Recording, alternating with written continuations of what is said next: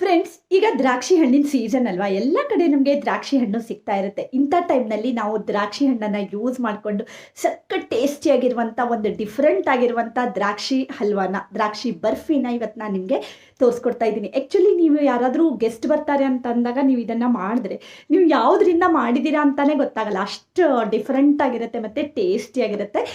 ಕೆಲವಷ್ಟು ಟಿಪ್ಸ್ಗಳ ಜೊತೆಗೆ ಈ ದ್ರಾಕ್ಷಿ ಹಲ್ವಾನ ಹೇಗೆ ಮಾಡೋದು ಅಂತ ನೋಡ್ಕೊಳ್ಳೋಣ. ನಾನು ಸುಷ್ಮಾ, ವೆಜ್ ಚಾನಲ್ಗೆ ಸ್ವಾಗತ, ಸುಸ್ವಾಗತ. ಫಸ್ಟ್ ನೋಡಿ, ನಾನಿಲ್ಲಿ 2 ಬಂಚ್ ಆಗುವಷ್ಟು ದ್ರಾಕ್ಷಿ ಹಣ್ಣನ್ನು ತೊಗೊಂಡಿದ್ದೀನಿ. ಚೆನ್ನಾಗಿ ಫ್ರೆಶ್ ಆಗಿರುವಂಥ ಸ್ವೀಟ್ ಆಗಿರುವಂಥ ದ್ರಾಕ್ಷಿ ಹಣ್ಣನ್ನು ತೊಗೊಂಡು ಬನ್ನಿ. ಈಗಂತೂ 40 ಮತ್ತು 50 ರುಪೀಸ್ಗೇನೆ KG ಗಟ್ಟಲೆ ದ್ರಾಕ್ಷಿ ಹಣ್ಣು ಬೇರೆ ಸಿಗ್ತಾ ಇದೆ ಅಲ್ವಾ, ಸೀಸನ್ ಬೇರೆ. ಸೊ ಈ ರೀತಿ ದ್ರಾಕ್ಷಿ ಹಣ್ಣನ್ನು ತೊಗೊಂಡು ಬಂದು ಅದನ್ನೆಲ್ಲ ಈ ರೀತಿ ಬಂಚಿಂದ ಎಲ್ಲ ಬಿಡಿಸಿ ಒಂದು ಬೌಲ್ಗೆ ನಾನು ಹಾಕ್ಕೊಳ್ತಾ ಇದ್ದೀನಿ. ದ್ರಾಕ್ಷಿ ಹಣ್ಣು ಯೂಸ್ವಲಾಗಿ ಮಕ್ಕಳಂತೂ ಎಷ್ಟು ಇಷ್ಟಪಡ್ತಾರೆ. ಅದರಲ್ಲೂ ಅದನ್ನು ತೊಳ್ಕೊಂಡು ಫ್ರಿಜ್ಜಲ್ಲಿ ಇಟ್ಕೊಂಡು ತಿನ್ನೋದಕ್ಕಂತೂ ಎಷ್ಟು ಚೆನ್ನಾಗಿರುತ್ತೆ ಅಲ್ವಾ. ಈ ರೀತಿ ನೋಡಿ ಎಲ್ಲ ಬಿಡಿಸ್ಕೊಂಡು ಒಂದು ಬೌಲ್ಗೆ ಹಾಕ್ಕೊಂಡಿದ್ದೀನಿ. ಆಮೇಲೆ ಇದಕ್ಕೆ ನೀರನ್ನು ಹಾಕ್ಕೊಳ್ತಾ ಇದ್ದೀನಿ. ಆ್ಯಕ್ಚುಲಿ ದ್ರಾಕ್ಷಿಯನ್ನು ನಾವು ತುಂಬ ಚೆನ್ನಾಗಿ ತೊಳ್ಕೊಂಡು ಯೂಸ್ ಮಾಡಬೇಕು. ಹಾಗೆ ಅದಕ್ಕೆ ನಾನೀಗ ಉಪ್ಪನ್ನು ಹಾಕ್ಕೊಂಡು ಚೆನ್ನಾಗಿ ಒಂದು 5 ನಿಮಿಷದವರೆಗೆ ನೀವು ಈ ರೀತಿ ಚೆನ್ನಾಗಿ ಕಿವುಚಿ ತೊಳ್ಕೊಳ್ಬೇಕು. ಆಮೇಲೆ ನೋಡಿ, ಈ ನೀರನ್ನು ಇಳಿಸ್ಕೊಳ್ತಾ ಇದ್ದೀನಿ. ಪುನಃ ನಾನು ಇದಕ್ಕೆ ಬೇರೆ ನೀರನ್ನು ಹಾಕ್ಕೊಂಡಿದ್ದೀನಿ. ಪುನಃ 1 ಚಮಚ ಉಪ್ಪನ್ನು ಹಾಕ್ಕೊಂಡು ಇದನ್ನು ಒಂದು 15 ನಿಮಿಷ ಈ ಉಪ್ಪು ನೀರಲ್ಲಿ ನೆನೆಸಿಟ್ಕೊತೀನಿ. ಯಾಕೆಂದರೆ ದ್ರಾಕ್ಷಿಗೆ ತುಂಬ ಎಲ್ಲ ಸ್ಪ್ರೇ ಮಾಡ್ತಾರೆ ಅಲ್ವಾ ಅದು ಬೆಳೆಯುವಾಗ. ಸೊ ಅದಕ್ಕೋಸ್ಕರ ಎಲ್ಲ ಈ ರೀತಿ ತೊಳ್ಕೊಂಡು ಈ ನೀರನ್ನು ಇಳಿಸ್ಕೊಂಡು ರೆಡಿ ಮಾಡ್ಕೊಳ್ಳೋಣ. ಈಗ ನೋಡಿ, ದ್ರಾಕ್ಷಿ ರೆಡಿ ಆಗಿದೆ. ನೆಕ್ಸ್ಟು ಒಂದು ಮಿಕ್ಸರ್ ಜಾರ್ಗೆ ಈ ದ್ರಾಕ್ಷಿನ ಹಾಕ್ಕೊಳ್ತಾ ಇದ್ದೀನಿ. ಇದು ಮಾಡೋದು ಕೂಡ ತುಂಬ ಸುಲಭ, ಟೇಸ್ಟು ತುಂಬಾ ಚೆನ್ನಾಗಿರುತ್ತೆ. ಹಾಗೆ ಇದಕ್ಕೀಗ ಪುನಃ ಒಂದು ಅರ್ಧ ಕಪ್ ಆಗುವಷ್ಟು ನೀರನ್ನು ಹಾಕ್ಕೊಂಡಿದ್ದೀನಿ. ಈಗ ನೋಡಿ, ಇದನ್ನು ಜರಡಿ ಮಾಡ್ಕೊಳ್ತಾ ಇದ್ದೀನಿ. ಯಾಕೆಂದರೆ ಸ್ವಲ್ಪ ಅದು ದ್ರಾಕ್ಷಿ ಸಿಪ್ಪೆ ಎಲ್ಲ ಹಾಗೆ ಇರುತ್ತೆ ಅಲ್ವಾ. ಸೊ ಅದಕ್ಕೋಸ್ಕರ ಈ ರೀತಿ ಜರಡಿ ಮಾಡಿಕೊಂಡ್ರೆ ಬರ್ಫಿ ಚೆನ್ನಾಗಾಗತ್ತೆ. ಹಾಗೆ ನೀವು ಲಾಸ್ಟ್ ಉಳಿದಿರೋ ಈ ರೀತಿ ಪಲ್ಪ್ ಮೇಲೆ ಕೂಡ ಪುನಃ ಒಂದು ಸ್ವಲ್ಪ ನೀರನ್ನು ಹಾಕ್ಕೊಂಡು ಈ ರೀತಿ ಫುಲ್ ಅದರಲ್ಲಿರುವಂಥ ರಸಗಳನ್ನೆಲ್ಲ ತೆಗೆದು ಒಂದು ಬೌಲ್ಗೆ ಈ ರೀತಿ ರೆಡಿ ಮಾಡ್ಕೊಳ್ಬೇಕು. ಹಾಗೆ ನೋಡಿ, ಒಂದು ಪ್ಯಾನನ್ನು ತೊಗೊಂಡಿದ್ದೀನಿ ನಾನು. ಆ ಪ್ಯಾನ್ಗೆ ಈಗ ಹಾಕ್ಕೊಳ್ತಾ ಇದ್ದೀನಿ ದ್ರಾಕ್ಷಿ ರಸ. 1 ಕಪ್ ಅಂದರೆ ನೀರೆಲ್ಲ ಮಿಕ್ಸ್ ಆಗಿ 1 ಕಪ್ ಹಾಕ್ಕೊಂಡಿದ್ದೀನಿ. ಹಾಗೆ ಅರ್ಧ ಕಪ್ ಆಗುವಷ್ಟು ನಾನು ಇದಕ್ಕೆ ಕಾರ್ನ್ಫ್ಲೋರನ್ನು ಹಾಕ್ಕೊಳ್ತಾ ಇದ್ದೀನಿ. ಆಮೇಲೆ ನೋಡಿ, ಇದನ್ನು ಸ್ಟೋವ್ ಮೇಲೆ ಇಡೋದು ಬೇಡ, ಈಗಲೇ ನಾನು ಹೇಳ್ತೀನಿ. ಹಾಗೆ ನೋಡಿ, ಈ ಕಾರ್ನ್ಫ್ಲೋರು ಮತ್ತು ದ್ರಾಕ್ಷಿ ರಸ ಏನು ರೆಡಿ ಮಾಡ್ಕೊಂಡಿದ್ದೀವಿ ಅಲ್ವಾ, ಅದನ್ನು ಈ ಪ್ಯಾನಲ್ಲಿ ಚೆನ್ನಾಗಿ ಮಿಕ್ಸ್ ಮಾಡ್ಕೊಳ್ಬೇಕು. ಗಂಟಿಲ್ಲದೆ ಇರೋ ರೀತಿಯಲ್ಲಿ ಈ ರೀತಿ ನೋಡಿ ಚೆನ್ನಾಗಿ ಮಿಕ್ಸ್ ಮಾಡ್ಕೊಳ್ಬೇಕು. ಹಾಗೆ ನೋಡಿ, ನಾನು ಒಂದು ತಟ್ಟೆಗೆ ಒಂದು ಸ್ವಲ್ಪ ತುಪ್ಪನ ಹಚ್ಚಿ ಆಮೇಲೆ ಬರ್ಫಿ ಹೊಯ್ಯೋದಕ್ಕೆ ಅಂತ ರೆಡಿ ಮಾಡ್ಕೊಳ್ತಾ ಇದ್ದೀನಿ. ಯಾಕೆಂದರೆ ಆಮೇಲೆ ನಮಗೆ ಗಡ್ಬಡಿ ಆಗುತ್ತೆ. ಅದು ಎಲ್ಲ ರೆಡಿ ಮಾಡಿ ಆದಮೇಲೆ ನಾವು ತುಪ್ಪ ತಟ್ಟೆಗೆ ಹಚ್ಕೊಳ್ತಾ ಇದ್ರೆ, ಅದಕ್ಕೋಸ್ಕರ ರೆಡಿ ಮಾಡಿ ಇಟ್ಕೊಂಡಿದ್ದೀನಿ. ಹಾಗೆ ಅದೇ ಪ್ಯಾನ್ಗೆನೆ ನಾನು ಫಸ್ಟ್ ಅರ್ಧ ಕಪ್ಪು, ಆಮೇಲೆ ಪುನಃ 1/4 ಕಪ್ ಆಗುವಷ್ಟು ಸಕ್ಕರೆನ ಹಾಕ್ಕೊಂಡಿದ್ದೀನಿ. ಟೋಟಲ್ ಆಗಿ 3/4 ಕಪ್ ಆಗುವಷ್ಟು ಸಕ್ಕರೆನ ಹಾಕ್ಕೊಂಡಿದ್ದೀನಿ. ಇದು ಅಂದರೆ ಪರ್ಫೆಕ್ಟ್ ಆಗಿರುತ್ತೆ. ನಿಮಗೆ ಇನ್ನು ಸ್ವಲ್ಪ ಸಿಹಿ ಜಾಸ್ತಿ ಬೇಕು ಅಂತ ಆದರೆ ಇನ್ನು ನೀವು ಟೋಟಲ್ ಆಗಿ 1 ಕಪ್ನಷ್ಟು ಸಕ್ಕರೆನ ಹಾಕ್ಕೊಳ್ಬೋದು. ಓಕೆನಾ. ಆಮೇಲೆ ನೋಡಿ, ಒಂದು ಸರಿ ಚೆನ್ನಾಗಿ ಮಿಕ್ಸ್ ಮಾಡಿಕೊಂಡು ಅದನ್ನು ಒಂದು ಸ್ಟೋವ್ ಮೇಲೆ ಇಟ್ಕೊಳ್ತಾ ಇದ್ದೀನಿ.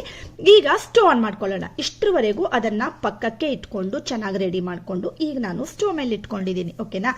ಆಮೇಲೆ ನೋಡಿ, ಇದನ್ನು ಚೆನ್ನಾಗಿ ಈ ರೀತಿ ಮಗಚ್ಕೊಳ್ತಾ ಹೋಗಬೇಕು.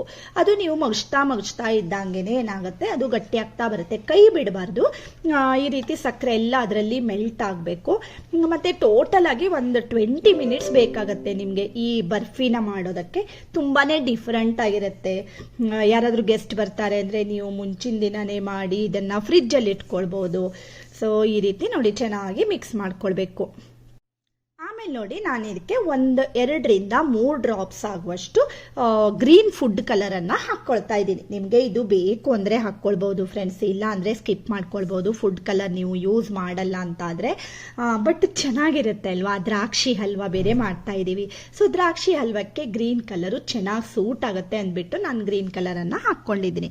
ಈಗ ನೋಡಿ, ನೀವು ಮಗಚ್ತಾ ಇದ್ದಂಗೆ ಅದು ಗಟ್ಟಿ ಆಗ್ತಾ ಬರುತ್ತೆ. ಬಟ್ ನಿಮಗೆ ಈಗ ನೋಡುವಾಗ ಅಲ್ಲಿ ಗಂಟು ಥರ ಅನ್ನಿಸ್ತಿದೆ ಅಲ್ವಾ.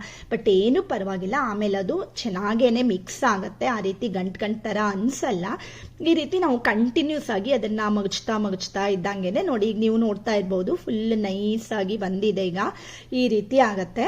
ಹಾಗೆ ಇರುವಾಗ ಮಧ್ಯ ನೀವು ಒಂದೊಂದು ಸ್ಪೂನ್ ಆಗುವಷ್ಟು ತುಪ್ಪನ ಹಾಕ್ಕೊಳ್ತಾ ಇದನ್ನು ಮಗಚ್ಕೊಳ್ಬೇಕು. ಟೋಟಲ್ ಆಗಿ 1/4 ಕಪ್ ಆಗುವಷ್ಟು ತುಪ್ಪ ಬೇಕಾಗುತ್ತೆ. ಈಗ ನೋಡಿ ಮಿಡ್ಲಲ್ಲಿ ನಾನು ಇದೇ ರೀತಿ ಒಂದೊಂದು ಚಮಚ ತುಪ್ಪನ ಹಾಕ್ಕೊಳ್ತಾ ಅದು ಹೀರ್ಕೊಳ್ಳುತ್ತೆ ಅಲ್ವಾ, ಆವಾಗ ಪುನಃ ಇನ್ನೊಂದು ಚಮಚ ತುಪ್ಪನ ಹಾಕ್ಕೊಳ್ಳೋದು ಈ ರೀತಿ. ಓಕೆನಾ, ಅಂದರೆ ಅಷ್ಟೇ ಹಾಕ್ಬೇಕು ಇಷ್ಟೇ ಹಾಕ್ಬೇಕಂತ ಇಲ್ಲ ತುಪ್ಪಕ್ಕೆ ಫ್ರೆಂಡ್ಸ್. ಸೊ ನೀವು ಈ ರೀತಿ ಚೆನ್ನಾಗಿ ಹಾಕ್ಕೊಂಡು ಇದನ್ನು ಮಗಚ್ತಾನೆ ಹೋಗಬೇಕು. ನೀವು ತುಪ್ಪ ಹಾಕೋದ್ರಿಂದ ಬರ್ಫಿ ಫುಲ್ ಶೈನಿಂಗ್ ಆಗಿ ಬರುತ್ತೆ ಮತ್ತು ಟೇಸ್ಟ್ ತುಂಬಾ ಚೆನ್ನಾಗಿ ಬರುತ್ತೆ. ಈಗ ನೋಡಿ ಅದು ಮಗಚ್ತಾ ಇದ್ದಂಗೆನೆ ನೋಡಿ ಎಷ್ಟು ಗಟ್ಟಿ ಆಗ್ತಾ ಬರ್ತಾ ಇದೆ, ಹಾಗೆ ಪ್ಯಾನನ್ನು ಅದು ಬಿಟ್ಕೊಳ್ತಾ ಇದೆ ಅಲ್ವಾ. ಈ ರೀತಿನೇ ನೀವು ರೆಡಿ ಮಾಡ್ಕೊಳ್ಬೇಕಾಗತ್ತೆ. ಹಾಗೆ ನೋಡಿ ಇದನ್ನು ಮಗಚ್ತಾ ಇದ್ದಂಗೆ ಪುನಃ ಇನ್ನೊಂದು ಚಮಚ ತುಪ್ಪನ ಹಾಕ್ಕೊಳ್ತಾ ಇದ್ದೀನಿ. ಸೊ ತುಪ್ಪ ನಾನು ಹೇಳ್ದಾಗೆ ಟೋಟಲ್ ಆಗಿ 1/4 ಕಪ್ ಅಷ್ಟು ಬೇಕಾಗುತ್ತೆ. ಈಗ ನೋಡಿ ನೀವು ನೋಡ್ತಾ ಇರ್ಬೋದು, ತುಪ್ಪ ಹಾಕಿದ ತಕ್ಷಣ ಅದು ಫುಲ್ ಶೈನಿಂಗ್ ಆಗಿ ಬರುತ್ತೆ, ನೋಡೋದಕ್ಕೆ ಚೆನ್ನಾಗಿ ಕಾಣುತ್ತೆ ಅಲ್ವಾ. ಈ ರೀತಿ ಇದ್ರೆ ಈ ರೀತಿ ನೋಡಿ ಫುಲ್ ಅದು ತಳ ಎಲ್ಲ ಬಿಟ್ಕೊಳ್ಳೋ ತನಕ ನೀವು ಇದನ್ನು ಮಗಚ್ತಾನೆ ಹೋಗಬೇಕು. ಹಾಗೆ ಇದರ ಹದ ಹೇಗೆ ಅಂತ ಕೂಡ ತೋರಿಸ್ಕೊಡ್ತೀನಿ. ಈಗ ನೋಡಿ ಮಗಚ್ತಾ ಇದ್ದಂಗೆನೆ ಅದು ಫುಲ್ ಅದು ತಳ ಎಲ್ಲ ಬಿಟ್ಕೊಂಡು ಪ್ಯಾನಲ್ಲಿ ಓಡುತ್ತೆ ನೋಡಿ ಅಲ್ವಾ. ಈ ರೀತಿ ಹದಕ್ಕೆ ಫಸ್ಟ್ ರೆಡಿ ಮಾಡ್ಕೊಳ್ಳಿ.